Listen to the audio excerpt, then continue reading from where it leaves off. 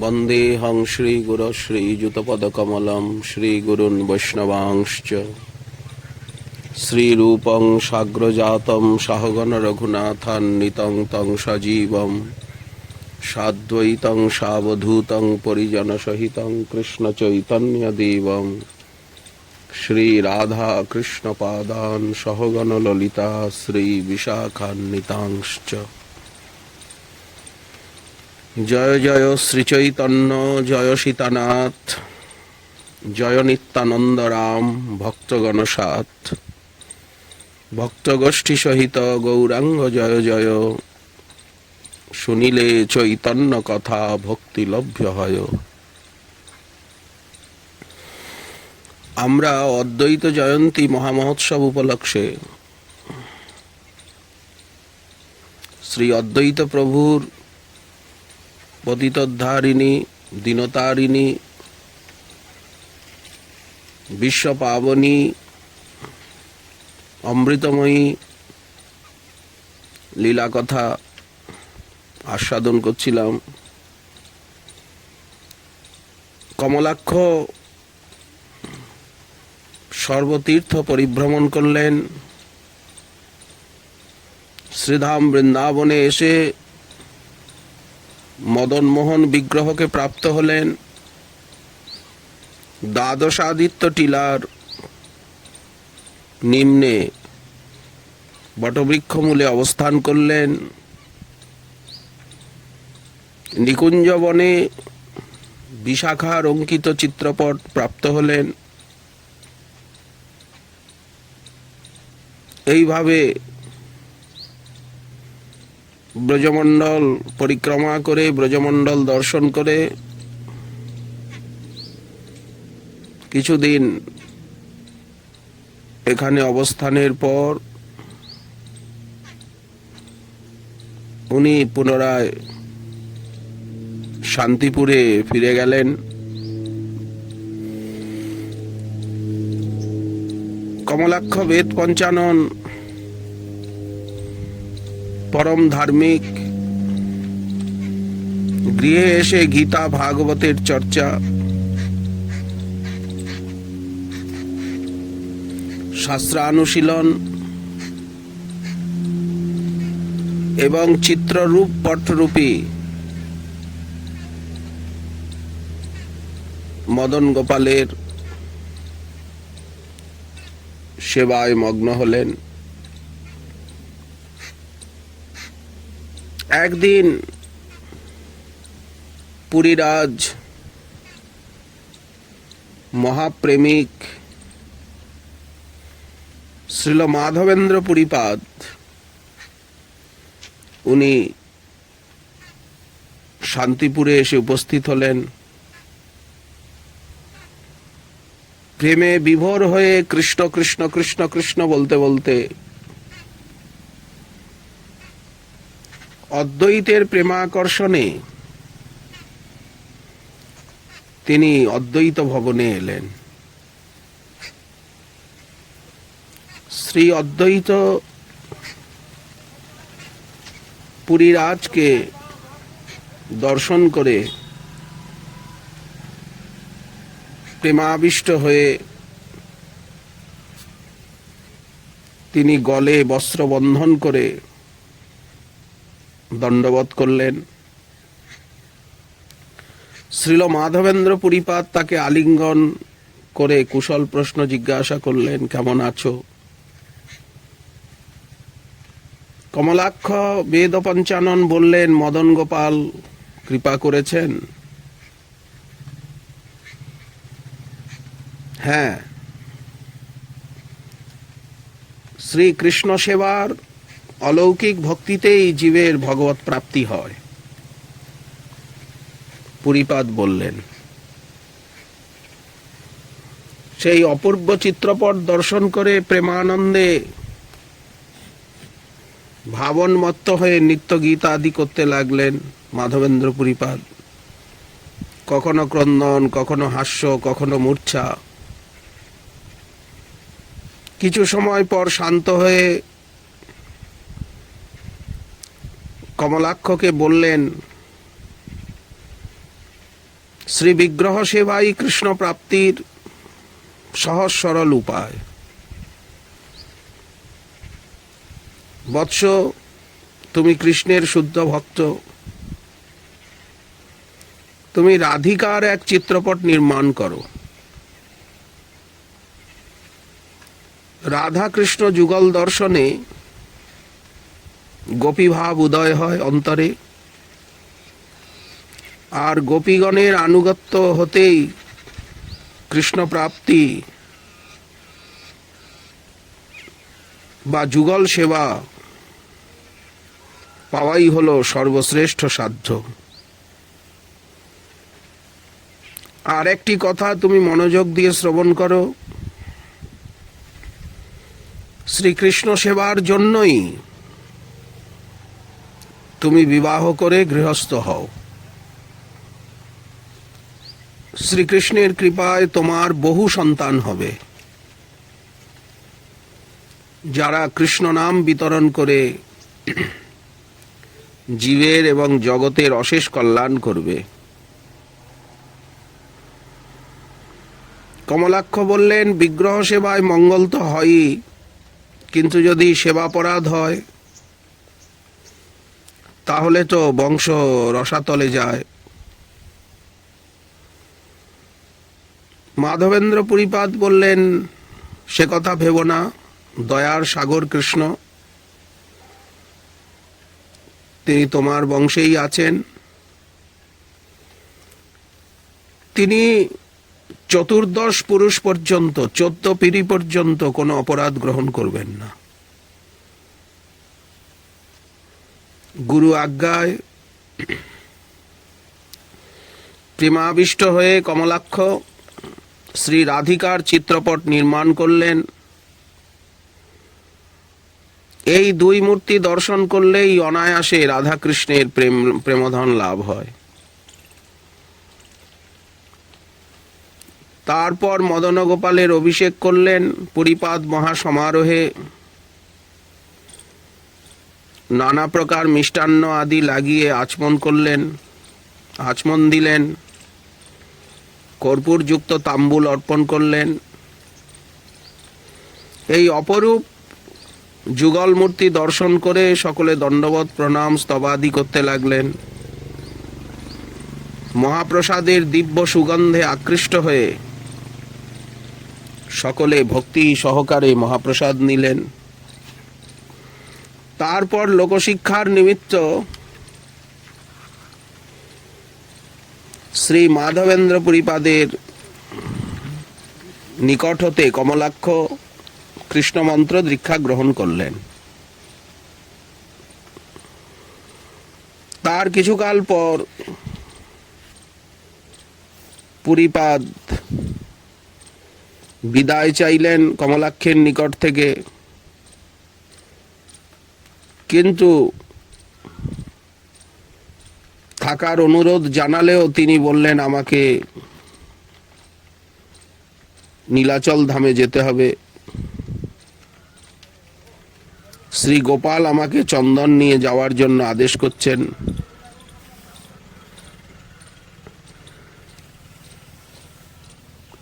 গোপাল চন্দন চেয়েছেন কেন?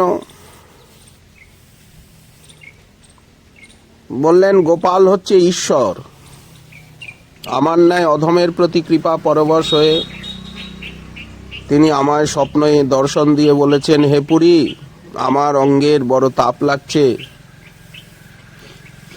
নীলাচলে গিয়ে মলয়জ চন্দন এনে আমার সর্বাঙ্গে লেপন করো, তবেই এই তাপ দূর হবে। শ্রী গোপালের আজ্ঞা পালন করা আমার অবশ্য কর্তব্য। এই কথা ভেবেই আমি এদিকে এসেছি। তোমার ন্যায় কৃষ্ণ ভক্তের আকর্ষণে শান্তিপুরে তোমার স্থানে চলে এলাম। শ্রীল পুরীপাদের মুখের থেকে কৃষ্ণের কৃপার দয়ার তাৎপর্য শ্রবণ করে প্রেমাবিষ্ট হয়ে কমলাক্ষ বেদ পঞ্চানন হুঙ্কার দিয়ে বললেন, কৃষ্ণচন্দ্র বড় দয়াময়, বড় ভক্তবৎসল, তিনিই হলেন একমাত্র আশ্রয়স্থল। তিনি সদা সর্বদা ভক্তের যশ বৃদ্ধি করেন। ভক্তের জন্য তিনি কালাকাল বিচার না করেই প্রকট হন। এই বলে অনেক আলোচনা হলো। পুরীপাদ তাকে অনেক বোঝালেন,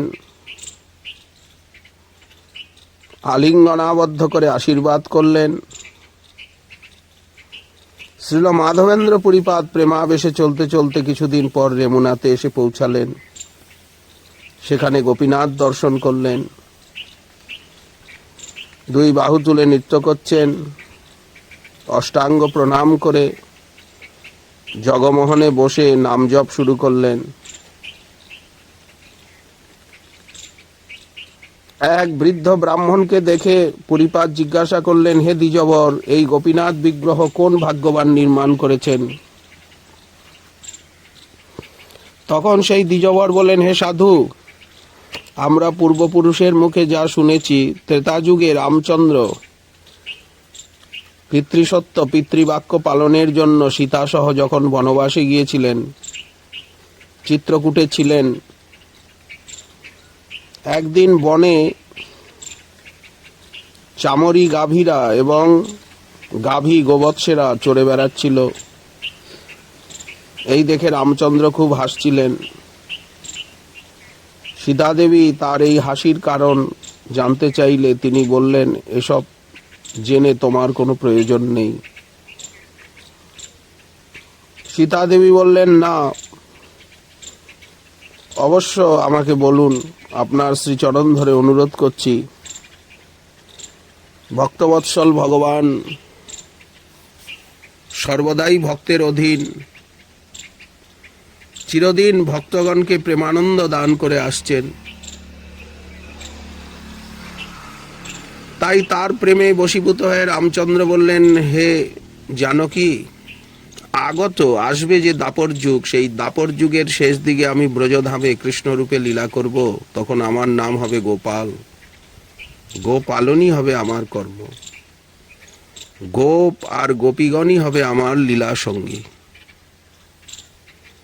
জানকী দেবী বললেন, প্রভু, তখন আপনার কেমন রূপ হবে? দয়াময়, আমাকে একবার সেই রূপ দর্শন করান। সাক্ষাৎ পরব্রহ্ম ভগবান রামচন্দ্র এক দিব্য মণিময় প্রস্তরে শ্রীমূর্তি নির্মাণ করলেন। শ্রীবিগ্রহ দর্শন করে সীতাদেবী অত্যন্ত আশ্চর্যান্বিত হয়ে বললেন, আমি আজ পর্যন্ত এত সুন্দর মাধুর্য রূপ আর কখনো দেখি নাই। এমন মাধুর্যময় রূপ, জগৎ চিত্তাকর্ষী, সকল রসের আধার, নবজলধর কান্তির ন্যায় এই রূপ হলেন অলৌকিক সৌন্দর্যে পরিপূর্ণ। অতি ভক্তি সহকারে ফল ফুল সহ ওই বিগ্রহের পূজা করলেন সীতা দেবী। এই শ্রী বিগ্রহের নাম হলো শ্রী গোপীনাথ। এর দর্শন মাত্রেই শুদ্ধ কৃষ্ণ ভক্তি লাভ হয়।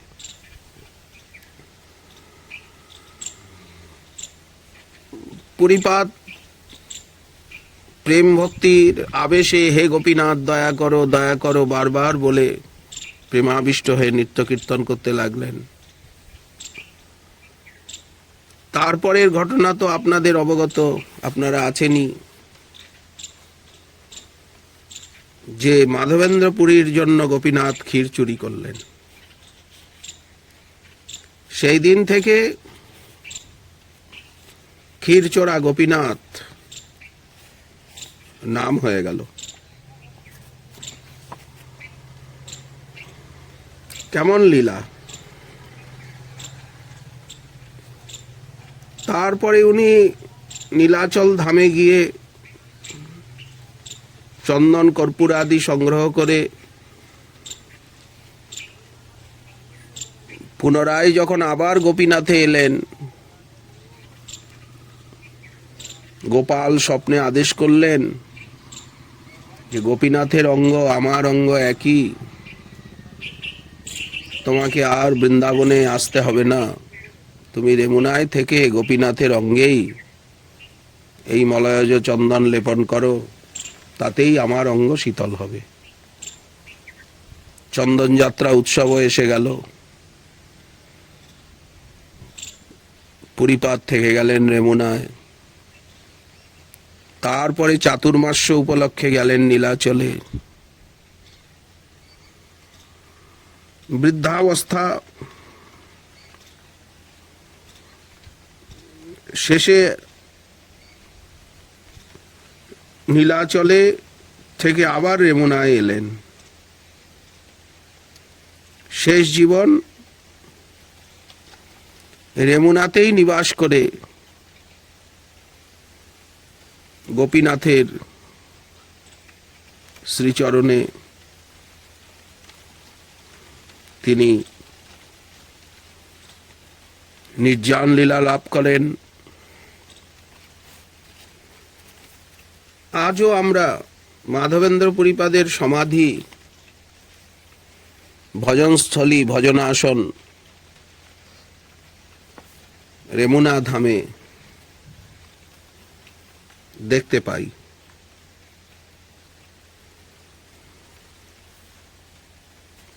কমলাক্ষ ন্যায় পঞ্চাননের অদ্বৈত নাম কি করে হলো, সে এক অপূর্ব বিবরণ। এক দিগ্বিজয়ী পণ্ডিত বহু দেশের নামি দামি তার্কিকদের তর্কযুদ্ধে পরাজিত করে শান্তিপুরে এলেন। বেদ পঞ্চানন উপাধি শ্রবণ করে তিনি এলেন কমলাক্ষের নিকট। তিনি তখন তুলসী মঞ্চের নিকটে বসে গোপাল মন্ত্র জপ করছিলেন। দিগ্বিজয়ী সেই সময় গিয়ে তুলসী দেবীর মহিমা কবিতাতে বর্ণন করতে লাগলেন। প্রভাস, কুরুক্ষেত্র, পুষ্কর আদি তীর্থ, গঙ্গা, যমুনা আদি নদী, ব্রহ্মা, বিষ্ণু, শিবাদি দেবগণ সকলেই সর্বদা তুলসী দলের উপরে বাস করেন। তুলসীর এত মহিমা। দর্শিতা তুলসী দেবী পাপসংঘমর্দিনী, স্পর্শিতা তুলসী রানী সর্বদেহ পাবনী, বন্দিতা তুলসী দেবী রোগবৃন্দ নাশিনী, স্নপিতা তুলসী কৃষ্ণ শক্তি কালদংশিনী, রপিতা তুলসী দেবী কৃষ্ণাঙ্গ অর্পিনী, অর্পিতে তুলসী কৃষ্ণে জীবন মুক্তিদায়িনী, ভক্ষিতে প্রসাদী তুলসী ভক্তি প্রেমদায়িনী। জয় জয় শ্রী তুলসী দেবী ভক্ত ভক্তিকারিণী। তুলসী ছাড়া ভগবানের ভোগ হয় না। তুলসী দেবীর মহিমা বর্ণন করে দিগ্বিজয়ী ভাগীরথীর মহিমা বর্ণন করতে আরম্ভ করলেন। প্রভু এবার কমলাক্ষ চোখ খুললেন। দিগ্বিজয়ী বললেন, সুরধনী, ভাগীরথীর মহিমা অপার। বিষ্ণুর চরণের থেকে উদ্ভবা বলে তার এক নাম বিষ্ণুপদী। ভগবান শঙ্করের জটাজালে স্থান পেয়েছেন। সৃষ্টিকর্তা ব্রহ্মাও তাকে কমণ্ডলুতে প্রথমে ধারণ করেছেন। স্বর্গের ইন্দ্রাদি দেবতাগণকে নিস্তার করে মন্দাকিনী এই ধরাতলের মণিমালা স্বরূপিণী হয়ে প্রবাহিত হচ্ছেন। জহ্নমুনির দেহের থেকে নির্গত হওয়ায় তার এক নাম জাহ্নবী হয়েছে। সত্যি এই জাহ্নবী মা ভক্তি ও কৃপার আধার, বিষ্ণু ভক্তি স্বরূপা। গঙ্গা স্নানে জীব ত্রিতাপ জ্বালার থেকে মুক্তি লাভ করে। ধন্য ধন্য মা তুমি আমার, তোমার চরণে অনন্ত প্রণাম।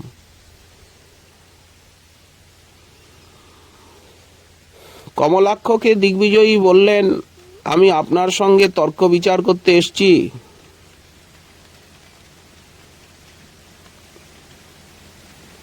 তখন কমলাক্ষ হেসে সুমধুর স্বরে বললেন, হে কবি চূড়ামণি, তুমি বহুদর্শী, তোমার যশের পতাকা তো আকাশস্পর্শী। তুলসী দেবী এবং মা গঙ্গার মহিমা শ্রবণ করে আমার হৃদয় প্রেমে আপ্লুত। কিন্তু তোমার গঙ্গা দেবীর বস্তুতত্ত্ব জ্ঞান সম্বন্ধে একটা ভ্রম আছে। দ্রব ব্রহ্মকে তুমি ভগবান নিজেই জীব উদ্ধারের জন্য দ্রব হয়ে গঙ্গা নাম নিয়েছেন। উনি আলাদা নন। একদিন নারায়ণ শঙ্করের শ্রীমুখে নিজের গুণগান শ্রবণ করে দ্রবীভূত হয়ে যান। পুরাণে এটি স্পষ্টভাবে বর্ণিত আছে। সুরতরঙ্গিনী গঙ্গা সাক্ষাৎ দ্রব ব্রহ্ম, যার নাম স্মরণ মাত্রেই জীবের ভবব্যাধির মুক্তি অবশ্যম্ভাবী। ভগবানের স্বরূপ শক্তি গঙ্গার রূপ ধারণ করেছে। শ্রীমান মহাদেব গঙ্গা দেবীকে মস্তকে ধারণ করেছেন বলেই তিনি মৃত্যুঞ্জয় নামে খ্যাত। গঙ্গা জল ছাড়া কোনো কর্মই সম্পন্ন হয় না। ব্রহ্ম স্বয়ং এই কার্য সিদ্ধ করে দেখিয়েছেন সকলকে। সর্বজলে গঙ্গা জ্ঞান করে আপো নারায়ণ বলে অর্পণ করা চলে। শ্রুতিগণ এই কথাই বলেন। গঙ্গার তীরে দেহত্যাগ করলে জীব মাত্রেই বৈকুণ্ঠ প্রাপ্ত হয়। গঙ্গা জল সহ তুলসী শ্রীকৃষ্ণ চরণে নিবেদন করলে সর্বদার জন্য শ্রীকৃষ্ণ তার কাছে বিকৃত হন। কমলাক্ষের এই সমস্ত সিদ্ধান্ত শ্রবণ করে সেই শ্যামদাস দিগ্বিজয়ী পণ্ডিত ভাবলেন, আমার দিগ্বিজয়ী নামের বিনাশ হলো। তখন আচার্যের কাছে ব্রহ্ম নিরূপণ জিজ্ঞাসা করলেন, কোন শাস্ত্র বা যুক্তি দ্বারা ব্রহ্মকে সাকার বা সগুণ রূপে স্থাপন করা যায়? হে বেদ পঞ্চানন, ব্রহ্ম তো সর্বব্যাপী। বেদ এই কথা বলেন, তিনি নির্গুণ নিরাকার, পরব্রহ্ম নিষ্ক্রিয়, তাতে কোনো বিকার নেই। এই ধরনের ব্রহ্মকে আপনি কিরূপে সাকার কল্পনা করবেন? সাকার পদার্থ মাত্রই ইন্দ্রিয়ভুক্ত। কমলাক্ষ বললেন, ব্রহ্ম নিরাকার নন, তিনি সৎ চিদ আনন্দ স্বরূপ সাকার। তিনি সর্বশক্তিমান, সৃষ্টির আদি কারণ। তার শরীর ও মন অপ্রাকৃত, প্রাকৃত গুণের সঙ্গে তার কোনো সম্পর্ক নেই। তাই শাস্ত্র তাকে নির্গুণ বলছেন। প্রাকৃত ইন্দ্রিয় দ্বারা তাকে জানা যায় না, তিনি ইন্দ্রিয় হতেও পরে। ফল যেমন সাকার, কিন্তু তার রস নিরাকার। সেইরূপ ব্রহ্মের আকার নেই, কিন্তু অপ্রাকৃত পরব্রহ্ম শ্রীকৃষ্ণ তিনি স্বয়ং ভগবান, তিনি সাকার। বৃন্দাবনই হলো তার প্রকৃত লীলাস্থলী। নিত্য নবকিশোর সর্বরসামৃত মূর্তি, সর্বদাই মহাভাব অন্তরঙ্গ শক্তির দ্বারা সেবিত। শ্রীকৃষ্ণ অনন্ত, অপ্রাকৃত।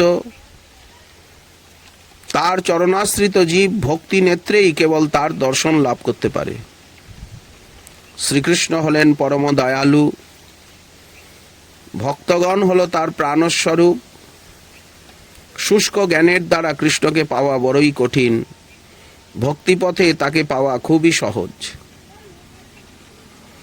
এইভাবে কমলাক্ষ বেদ পঞ্চানন বহু সিদ্ধান্ত করলেন,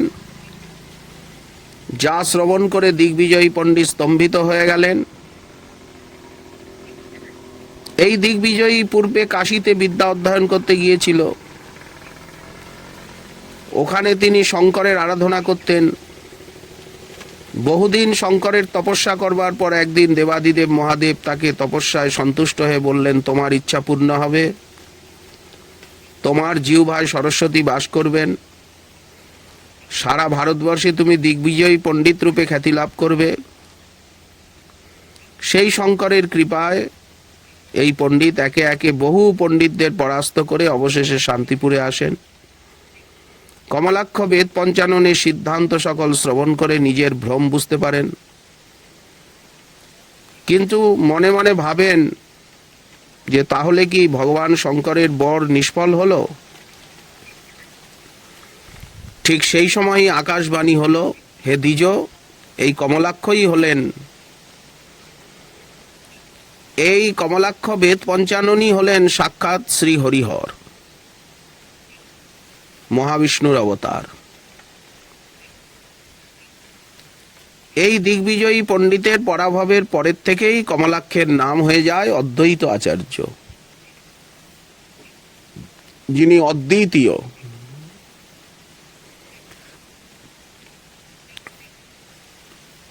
ওনার মতো বিদ্বান প্রেমিক আর দ্বিতীয় নাই, এই জন্য উনি অদ্বৈত। আকাশবাণী শ্রবণ করে দিগ্বিজয়ী আকাশের দিকে তাকালেন, কিন্তু কিছুই দেখতে পেলেন না। ইনি কি তাহলে সাক্ষাৎ হরিহর? এর সঙ্গে তর্ক করা খুব অন্যায় হয়েছে। এই কথা ভেবে করজোরে প্রার্থনা করলেন, হে অদ্বৈত আচার্য, আমার প্রতি দয়া করুন, ক্ষমা করুন। আচার্যের হৃদয়ে দয়ার সঞ্চার হলো। পণ্ডিতকে তিনি তার সিদ্ধ মূর্তির দর্শন দিলেন, হরিহর রূপে, মহাবিষ্ণু রূপে দর্শন দিলেন। প্রেমদাস প্রেমে কম্পিত হতে লাগলেন, হরে কৃষ্ণ বলে নৃত্য করতে লাগলেন।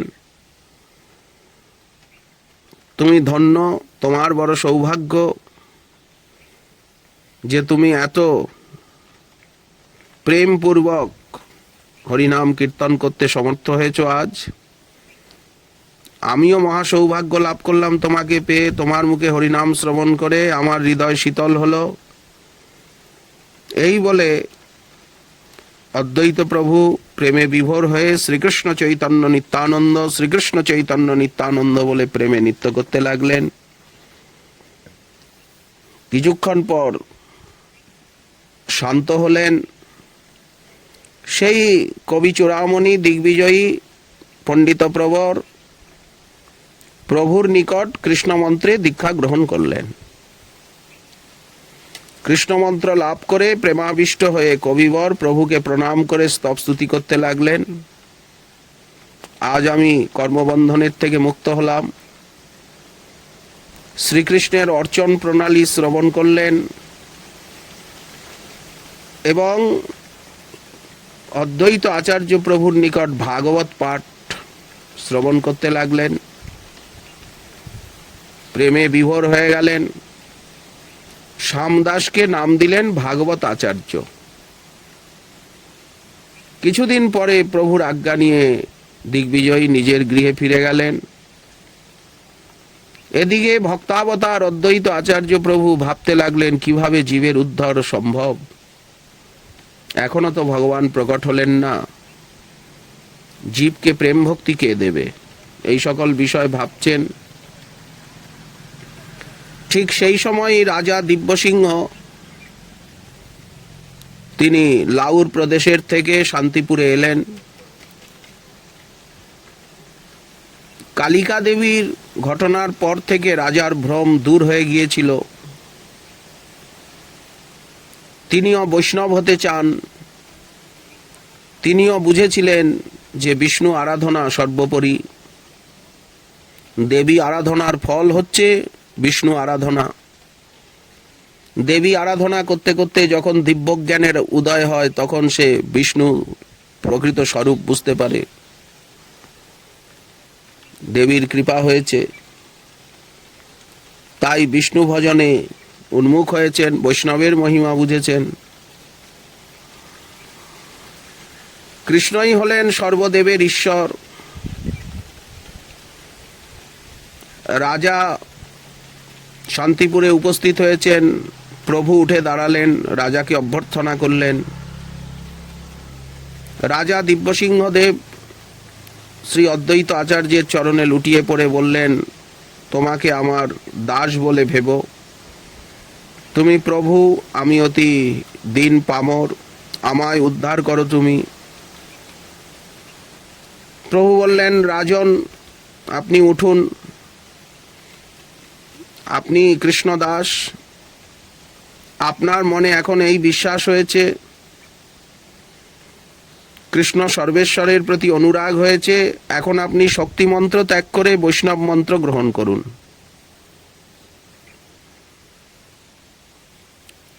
এরপরে রাজা দিব্যসিংহদেবকে তিনি কৃষ্ণ মন্ত্রে দীক্ষিত করলেন, নাম দিলেন কৃষ্ণদাস।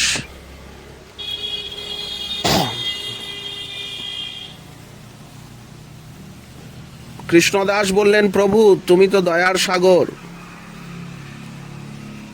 আমার মতো পাষণ্ডীকে তুমি উদ্ধার করলে, এখন আমাকে এই আজ্ঞা করো যেন একান্তে বসে কৃষ্ণ নাম করতে করতে হৃদয়কে শান্ত করতে পারি। রাজা দিব্যসিংহ তিনি একটি কুঠির নির্মাণ করে সেইখানে থাকতে লাগলেন এবং ভগবত সেবার জন্য এক বিরাট ফুলের বাগান তৈরি করলেন। তখন থেকে এই স্থানের নাম হয়ে গেল ফুল্লবাটি। এই ফুল্লবাটি হচ্ছে ফুলিয়া। পরবর্তীকালে ফুল্লবাটি নামটি পরিবর্তিত হয়ে ফুলিয়া নামে খ্যাত হয়। ভক্তি বলে রাজা দিব্যসিংহ প্রভুর বড় কৃপাভাজন হয়েছিলেন। ইনি সংস্কৃত ভাষায় শ্রী অদ্বৈত প্রভুর বাল্যলীলা সূত্র নামে একটি গ্রন্থ রচনা করেন। শেষ অবস্থায় রাজা দিব্যসিংহ তিনি বৃন্দাবনে যান এবং প্রেম নেত্রে সেখানে সাক্ষাৎ শ্রীকৃষ্ণ দর্শন করে তিনি ধাম প্রাপ্ত হন।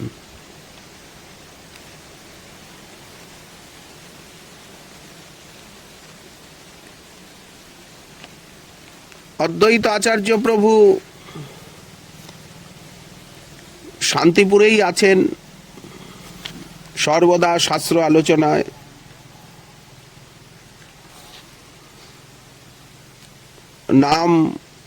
নামই অভিন্ন।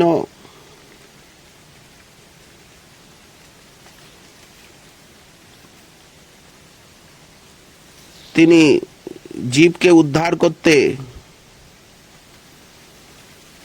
নাম রূপে অবতীর্ণ হয়েছেন।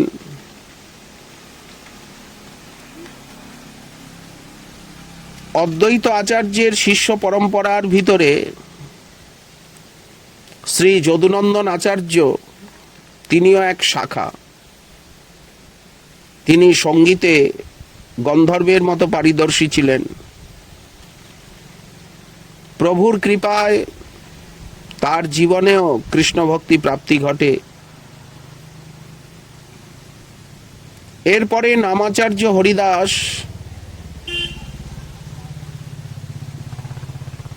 তার সঙ্গে অদ্বৈত আচার্যের পরিচয় ঘটে। প্রতিদিন তিনি 3 লক্ষ নাম জপ করতেন, কখনো মনে মনে, কখনো উচ্চেশ্বরে। তার জপ সমাপন হলে তিনি প্রসাদ গ্রহণ করতেন। একদিন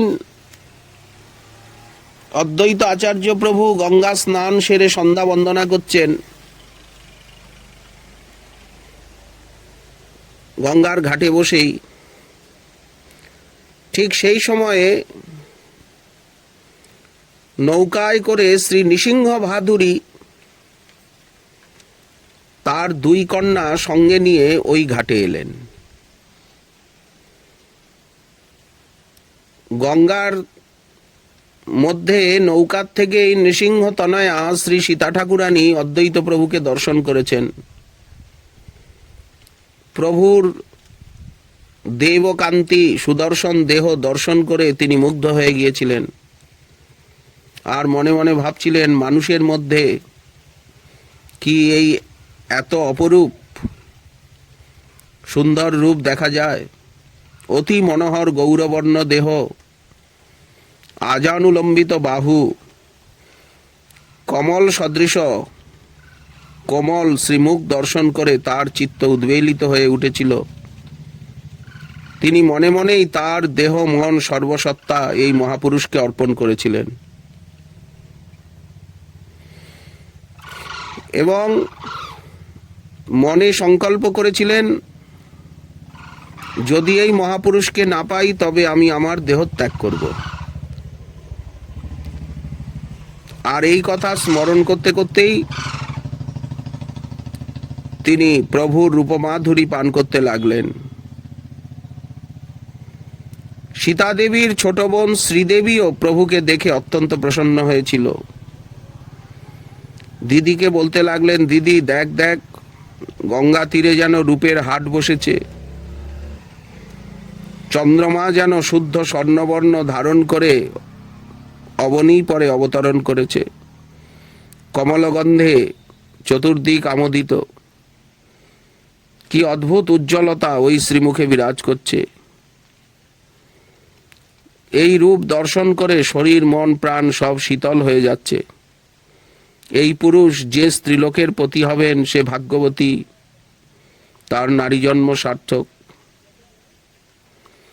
এদিকে নৃসিংহ ভাদুরীও আচার্য অদ্বৈত প্রভুকে দর্শন করে নিজেকে ধন্য ভাবলেন। মনে মনে ভাবলেন, কে এই মহাপুরুষ নৌকা ঘাটে লাগিয়ে আর এনার সঙ্গে কিছু আলাপ আলোচনা সৎসঙ্গ করে যাই।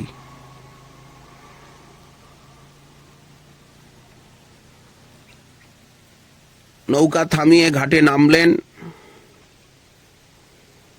অদ্বৈত প্রভু ব্রাহ্মণকে দেখে নম নারায়ণ বলে প্রণাম করলেন, তার পরিচয় জানতে চাইলেন। নৃসিংহ ভাদুরী বললেন, আমার নিবাস হলো নারায়ণপুর গ্রাম, আমার নাম নৃসিংহ ভাদুরী। লোকমুখে আপনার অলৌকিক গুণের কথা শ্রবণ করে আপনার শ্রীমূর্তি দর্শনের আকাঙ্ক্ষা, আপনাকে দেখবার আমার আকাঙ্ক্ষা ছিল। ভাগ্যবশে আস্থা পূর্ণ হলো। আমি তো এক সামান্য ক্ষুদ্র প্রাণী মাত্র, আমার কি শক্তি আছে? আমার গৃহে অতিথি হয়ে আজ আপনি আমাকে ধন্য করুন। না না, আপনি সাক্ষাৎ সদাশিব, আপনার আদেশ অবজ্ঞা করা কার সাধ্য? অদ্বৈত গৃহে এলেন দুই কন্যাকে নিয়ে নৃসিংহ ভাদুরী। তাদের যথাবিধি আদর সৎকার সম্পন্ন হলো। প্রভুর চতুর্ভুজ রূপের দর্শন পেলেন ভাদুরী মহাশয়। তখন বললেন, যা শ্রবণ করেছিলাম তাই চাক্ষুষ দর্শন করলাম। আমার কন্যাদ্বয়ের উপযুক্ত পাত্র একমাত্র ইনি। যেমন দুটো দীপ জ্বালালে এক হয়ে যায়, সেইরূপ সীতা এরই শক্তি আর এরই যোগ্য। যদি ভগবান কৃপা করেন তবে আমার অভিলাষ পূর্ণ হবে।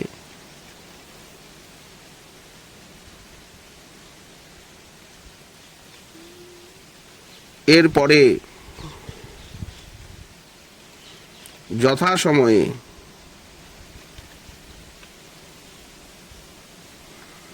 শুভ দিনে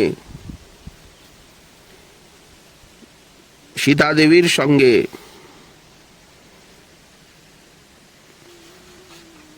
অদ্বৈত আচার্যের বিবাহ সম্পন্ন হল। যদুনন্দন আচার্য প্রধান কর্মকর্তা হলেন, শ্যামদাস পুরোহিত হলেন। কার্য সুসম্পন্ন হয়ে গেল।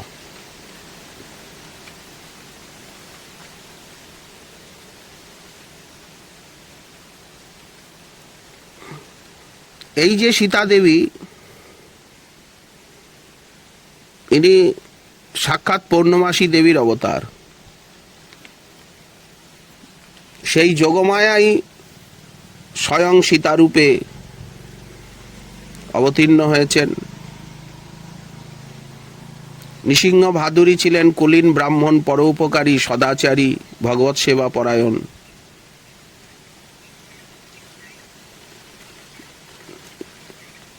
নিজের হাতে পুষ্প চয়ন করে নিত্য তুলসী দল সহ ভগবানের সেবা পুজো করতেন। তার গ্রামের নিকট একটা বিশাল ঝিল ছিল। সেই বিলে প্রচুর কমল ফুল ফুটত।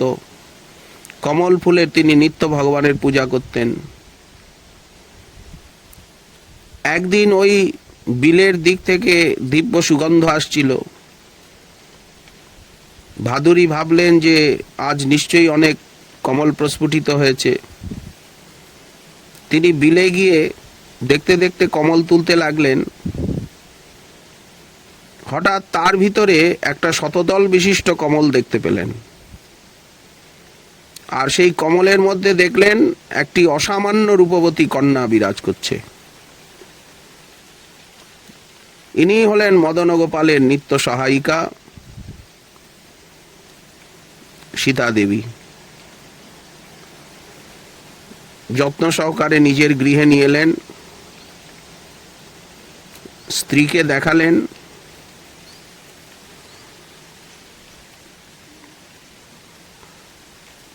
এদিকে প্রচার হয়ে গেল নৃসিংহ ভাদুরীর কন্যা হয়েছে।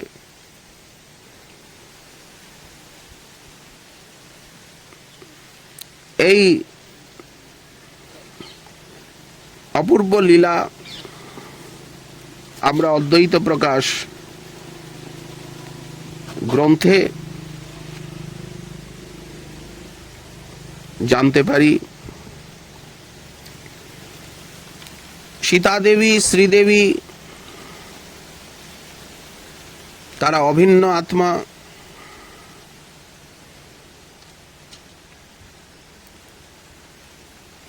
অদ্বৈত আচার্য দুই কন্যাকে বিবাহ করলেন। রাধা মদন গোপালের ভোগ রাগ কীর্তন ভজনাদি অনুষ্ঠান হলো। ব্রাহ্মণ বৈষ্ণব দীন দুঃখী মহাপ্রসাদ বিতরণ সকলকে করলেন। একান্ত মনে তারা প্রেমভরে মদন গোপালের এবং নিজ পতির সেবা করতে লাগলেন। একদিন সীতা দেবীকে মাধবেন্দ্র পুরীপাদ স্বপ্নে বললেন, সীতামা শোনো, আমার নাম মাধবেন্দ্র পুরী। অদ্বৈত আমার নিকট থেকে মন্ত্র গ্রহণ করেছেন। কৃষ্ণকে বশ করবার জন্য এই নিত্যসিদ্ধ মন্ত্র আজ আমি তোমায় দিচ্ছি। সিদ্ধ গুরু হতে যে দীক্ষা গ্রহণ করেনি, তার হস্তে তৈরি ভোজন ভগবান গ্রহণ করেন না। আর অশাস্ত্রীয় কর্ম করলে অপরাধ জন্মে। সীতা দেবী বললেন, আমার অহোভাগ্য যে আপনার দর্শন লাভ করলাম। আমায় মন্ত্র প্রদান করে আমার দেহ এবং আত্মাকে শোধন করুন। তখন স্বপ্নে মাধবেন্দ্র পুরীপাদ তাকে সেই নিত্যসিদ্ধ মন্ত্ররাজ দান করে অন্তর্হিত হলেন। নিদ্রা ভঙ্গ হলে সীতা দেবী উঠে বসলেন। কি চমৎকার! পুরীরাজ মাধবেন্দ্র আমাকে স্বপ্নে মন্ত্র দান করেছেন। সীতা দেবী আচার্যকে সকল বিষয় জানালেন। তারপর শুভ মুহূর্ত দেখে অদ্বৈত আচার্য মহামন্ত্র এবং কৃষ্ণ মন্ত্র দুই ভার্যার কর্ণে উচ্চারণ করলেন। এই বিবাহ লীলা এবং সীতা দেবীর দীক্ষা গ্রহণ লীলা। এরপরে নামাচার্য ঠাকুর হরিদাস তিনি এসে উপস্থিত হলেন। প্রভু বললেন, তোমায় আমার খুব ভালো লাগছে, তুমি এখানে থেকেই একান্তে হরিনাম জপ করো।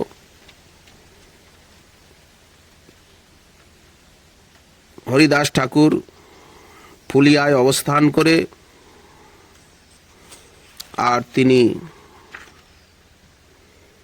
হরিনামের সাধন করতে লাগলেন।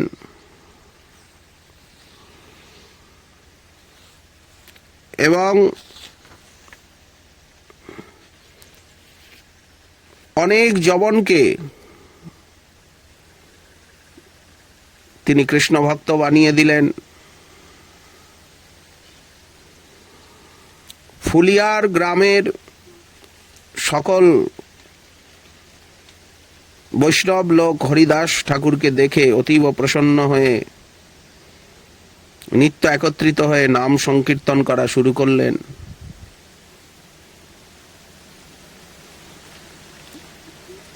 এই সকল সমাচার পেয়ে কাজী অত্যন্ত ক্রোধের সঙ্গে তার চাকরদের আদেশ দিলেন, হরিদাস নামক কোনো এক ব্যক্তি যবন হয়ে হিন্দু ধর্ম পালন করছে, আমাদের সকলে হাসি ঠাট্টা করছে, এরকম হলে তো যবন ধর্ম লোপ পেয়ে যাবে, তাকে গ্রেপ্তার করে এনে শাসন করো। হরিদাসকে বেঁধে দরবারে নিয়ে গেল। ভালো জাতি হয়েও কেন হিন্দুয়ানি তুমি শুরু করেছো? স্বধর্ম ত্যাগ করে অন্য ধর্মের আশ্রয় নিয়েছো কেন? যদি তোমার স্বর্গে যাবার ইচ্ছা থাকে তো কলমা পড়ে নিজের এই পাপের প্রায়শ্চিত্ত করো। হরিদাস গম্ভীর হয়ে বললেন, যুক্তিমূলক যে শাস্ত্র সেই শাস্ত্রই তো শ্রেষ্ঠ। যুক্তিযুক্ত শাস্ত্রের অনুগামী হওয়াই তো উচিত। হরিদাস অনেক বোঝালেন,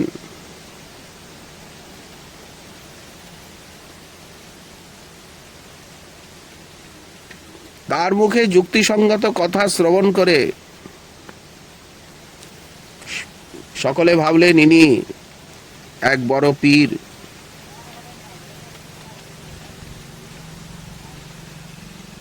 কিছু ব্যক্তি বিরোধও করলেন।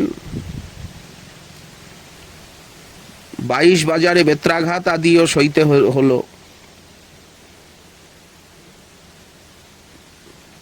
পরে তার দিব্য ঐশ্বর্য দেখে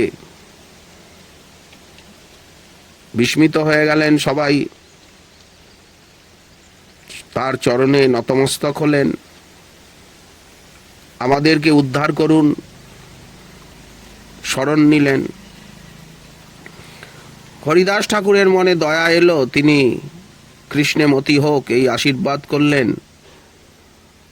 সবাই হরিনাম করতে লাগলো। ফুলিয়ায় থাকা সেই ফুলিয়া গ্রামের নির্জন গুহায় বসে সর্বদা হরিনাম জপ করছেন।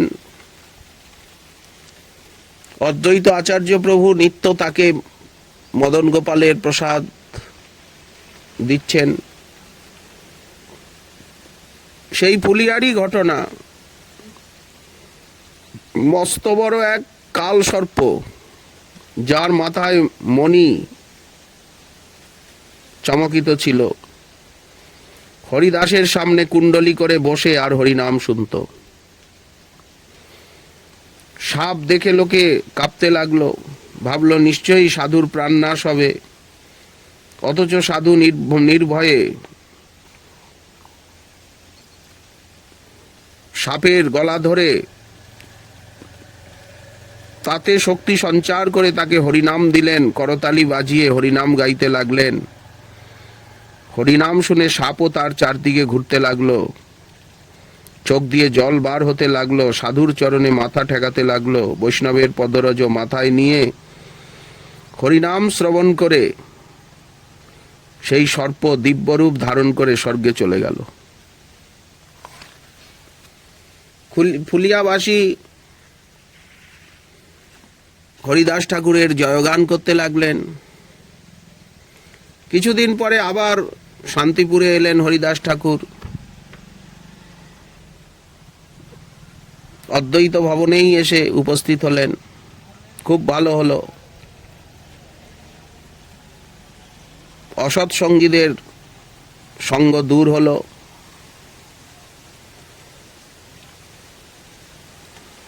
এইভাবে অপূর্ব লীলা বিস্তার করতে লাগলেন।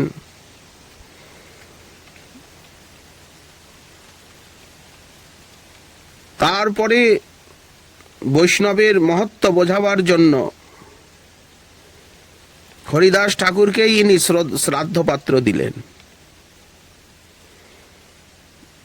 পিতৃদেবের বাৎসরিক তিথি পূজার দিন হরিদাস ঠাকুর করজোরে আচার্যকে বললেন, ব্রাহ্মণদের না দিয়ে আপনি আমাকে শ্রাদ্ধপাত্র দিলেন ভোজ্য। প্রভু বললেন, বৈষ্ণবের মধ্যে অলৌকিক শক্তি আছে, তোমার ভোজন হলে কোটি কোটি ব্রাহ্মণের ভোজন হয়ে যাবে। হরিদাস বললেন, আপনি বৈষ্ণবাচার্য, আপনার আজ্ঞা ধর্মশাস্ত্রের ন্যায় মান্য করা উচিত। এই বৈষ্ণবাচার্য নামটি শ্রবণ করে অদ্বৈত প্রেমাবিষ্ট হয়ে উচ্চেশ্বরে নাম সংকীর্তন করতে লাগলেন। হরিদাসের সৎসঙ্গে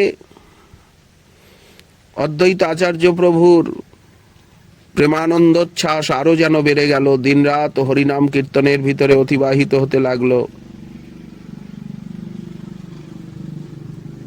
একদিন হরিদাস ঠাকুর অদ্বৈত আচার্য প্রভুকে বললেন, হে প্রভু, দুষ্ট ম্লেচ্ছরা নিত্য ধর্মনাশ করে চলেছে, দেব প্রতিমা সকল ভেঙে চুরে খণ্ড খণ্ড করে দিচ্ছে, পূজার দ্রব্যাদি বিনষ্ট করছে, ভাগবত আদি গ্রন্থ সকল আগুনে জ্বালিয়ে নষ্ট করে ফেলছে, ব্রাহ্মণের শঙ্খ ঘণ্টাদি কেড়ে নিয়ে তাদের অঙ্গের তিলকাদি জিহ্বার দ্বারা অপবিত্র করে দিচ্ছে, তুলসী বৃক্ষ উৎপাটিত করে ফেলছে, মন্দির ও পবিত্র দেবালয়ে মলত্যাগ করে আসছে, পূজায় রত মানুষের শরীরে কুলকুচির জল দিয়ে দিচ্ছে, কুল্লোলের জল, সাধুদেরকে পাগল বলে বেদম প্রহার করছে। এইভাবে নানা প্রকার দুষ্ট ব্যবহারের দ্বারা তারা ধর্মনাশ করে চলেছে। শাস্ত্রের থেকে জানা যায় যে শ্রীকৃষ্ণের এই প্রতিজ্ঞা যে যখন ধর্মের নাশ হতে থাকে, অধর্ম প্রবলাকার ধারণ করে, তখন ভগবান প্রকট হয়ে ধর্ম এবং সাধুদের রক্ষা করেন। এখন কি সেই সময় আসে নাই? আমার তো মনে হয় সেই সময় এসে গেছে, কিন্তু ভগবান এখনো প্রকট হলেন না। হে প্রভু, কি প্রকারে ধর্মের রক্ষা হবে এই ভেবে আমার মন অত্যন্ত ব্যাকুল। অদ্বৈত আচার্য প্রভু বললেন, এই হলো কলিকালের স্বভাব, তুমি যা বলছো এইটাই হচ্ছে কলিকাল। প্রভুর আবির্ভাব ভিন্ন কোনো কিছুই সম্ভব নয়। স্বয়ং কৃষ্ণকে প্রকট করে নাম প্রচার করব, ভক্তির প্রচার করব, যার ফলে অনায়াসেই জগতের উদ্ধার সম্ভব হবে। এই কথা বলে অদ্বৈত হুঙ্কার দিতে লাগলেন, আর হরিদাস প্রেমাবেশে নৃত্য করতে লাগলেন। যদিও অদ্বৈত প্রভু সকলেই জানেন, তথাপি তিনি লোকাচারের নিমিত্ত প্রতিজ্ঞা করলেন। একদিন গঙ্গা স্নান করে তিনি হরি হরি হুঙ্কার করছেন। মনে ভাবলেন, কবে প্রভু আসবেন, কবে তার দর্শনে হৃদয় শীতল হবে। অতি নিষ্ঠার সঙ্গে প্রত্যহ পুষ্প তুলসী গঙ্গা জল হাতে নিয়ে শ্রীকৃষ্ণ চরণ ধ্যান করে এক এক পুষ্পাঞ্জলি গঙ্গা জলে অর্পণ করেন, আর ক্রন্দন করেন, হুঙ্কার করেন। পুষ্পাঞ্জলি গঙ্গা জলে বয়ে যেতে লাগলো। উনিও পুষ্পাঞ্জলিকে অনুসরণ করে চলতে লাগলেন। হরিদাসও তার পিছনে পিছনে। পুষ্পাঞ্জলি ভাসতে ভাসতে উপরের দিকে চলেছে। নবদ্বীপে এলো। আচার্য হরিদাসকে বললেন, এই নদিয়াতেই কৃষ্ণ প্রকট হবেন। অনন্ত সংহিতার বাক্য আজ সত্য হলো। সেই সময় জগন্নাথ মিশ্রের পত্নী শচীদেবী গঙ্গা স্নান করতে এসেছেন। শচীদেবী যশোদারী মূর্তরূপ। সেই পুষ্পাঞ্জলি তার শরীরে এসে স্পর্শ করল। কিছু অমঙ্গল না ঘটে এই ভেবে শচীদেবী ওই পুষ্পাঞ্জলিকে বারবার সরিয়ে দিতে লাগলেন। যতবার সরিয়ে দেন ততবারই পুষ্পাঞ্জলি এসে তার দেহকে স্পর্শ করতে লাগলো। আচার্য শ্রীকৃষ্ণের জননীকে চিনতে পারলেন এবং তাকে গর্ভবতী ভাবতে লাগলেন। এই গর্ভেই কি ভগবান প্রকট হবেন?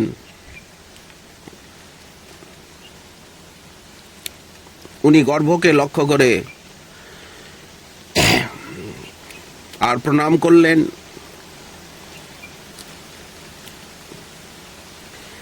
এরপরে নবদ্বীপের প্রতি ওনার আকর্ষণ বাড়তে লাগলো।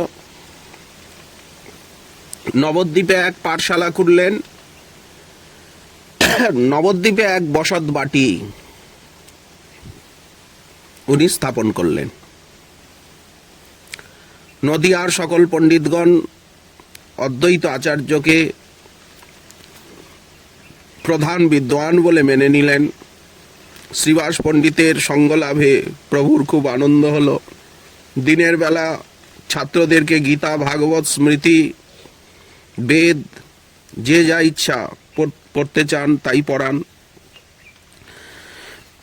রাত্রিকালে শ্রীবাস, হরিদাস সকলকে নিয়ে উচ্চেশ্বরে হরিনাম সংকীর্তন করেন। অদ্বৈতের অলৌকিক কার্যকলাপ দেখে অনেকেই তার নিকট মন্ত্র দীক্ষা নিলেন। ভাগবত পাঠ শ্রবণ করার জন্য বৈষ্ণবগণ আসতে লাগলেন। বাসুদেব দত্ত আদি সকলে অদ্বৈত আচার্যের নিকট মন্ত্র গ্রহণ করলেন। পদ্মনাভ চক্রবর্তী আদি অনেকে এসে শিষ্য হলেন।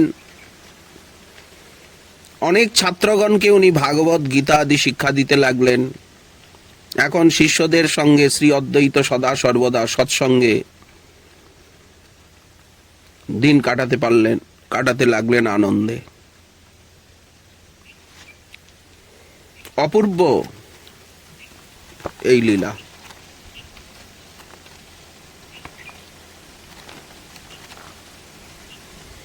শ্রীমান মহাপ্রভুর কৃপা হলে আগামীকাল আবার এই বিষয়ে আস্বাদনের আকাঙ্ক্ষা রইল।